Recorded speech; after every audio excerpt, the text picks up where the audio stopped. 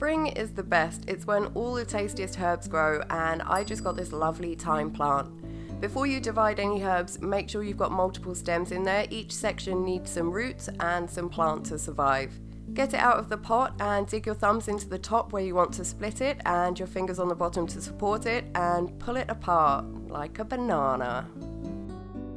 Not like a banana at all, really. There we go, lovely. Thyme likes things pretty dry, so I'm sticking it in a terracotta pot so the soil won't stay wet for too long between waterings.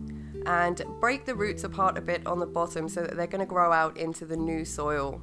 That's where all the lovely new nutrients are.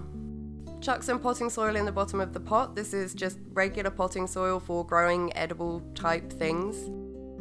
Stick your plant in there and fill in around the sides with more soil. Try not to bury the stems or the leaves higher than they already were.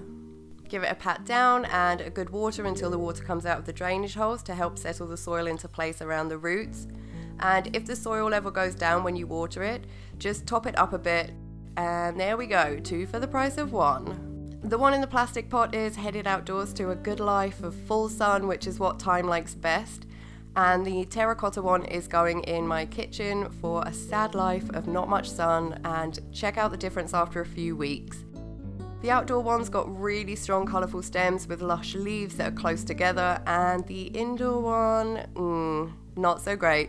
The stems are white and weak, lots of them are dying off, and the leaves are small and really spaced out. It's quite leggy. If you don't have a bright spot indoors, then don't try and grow thyme inside, because you'll end up with a really sad plant that's not really that tasty. I'm going to get this guy outside pretty soon.